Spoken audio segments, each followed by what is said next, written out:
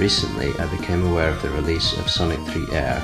A.I.R stands for Angel Island Revisited, though it actually revisits a lot more than that. It's the whole of Sonic 3 and Knuckles remade for PC.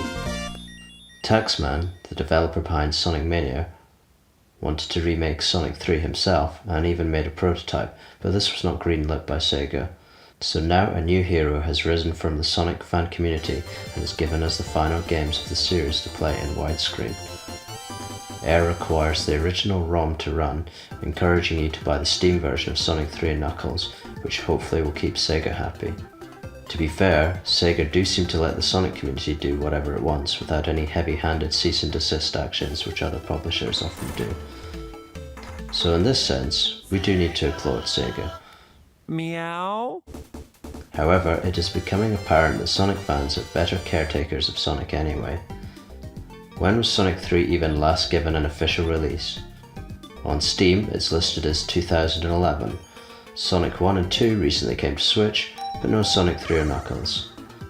Sega were pushing their Genesis game collection on Android Fire TV, but that used the Taxman versions, which is good, but it also means no Sonic 3 or Knuckles.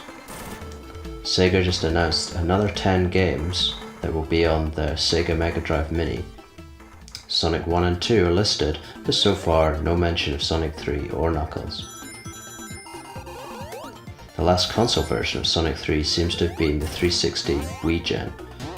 Maybe someday Sega will get their ass in gear and sort out their music ownership issues, but in the meantime, it looks like the community is going to have to preserve Sonic's legacy. Anyway, Sonic 3 A.I.R is no mod of a ROM file. This is a rebuilt engine running at smooth frame rates in widescreen, with extra features: achievements, time attack mode, free roam mode. The key thing about this version is that the movement and momentum feels 100% correct to the original game, and of course it has support for up to 2 pads, so you can play co-op with Tails, like the original. There are some graphical glitches which cause sprites to get left behind, but in my playthrough it was pretty rare.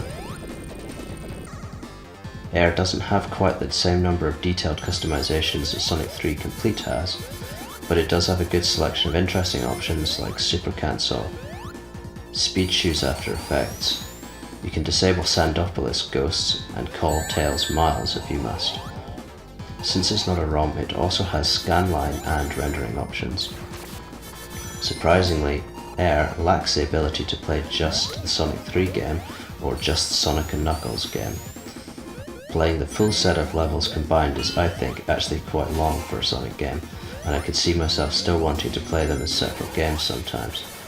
This seems like a relatively easy feature to implement, so hopefully it will be added at some point in the future. Also, competition mode is missing, but I personally don't think this is much of a loss. I remember being disappointed by the local multiplayer race option in Sonic 3, as it was a step down from the implementation in Sonic 2. In Sonic 3, you were given new maps to race in, but they were stripped of any interesting content. You just had to optimize your input to win the race. Whereas in Sonic 2 you had full levels with all the enemies and crazy switch place boxes to play around with. Finally, A.I.R supports limited modding using standard community tools. It seems only the music and levels can be modded, and any more extensive changes will have to be done by the developers. Hopefully we will see more features added. I would love to do a playthrough with Ray and Mighty, and the Sonic Mini Encore mode is a novel way to make levels look fresh and increase the difficulty of the game. Either way, Sonic A.I.R is definitely worth a shot, and is arguably now the definitive way to play Sonic 3 and Knuckles.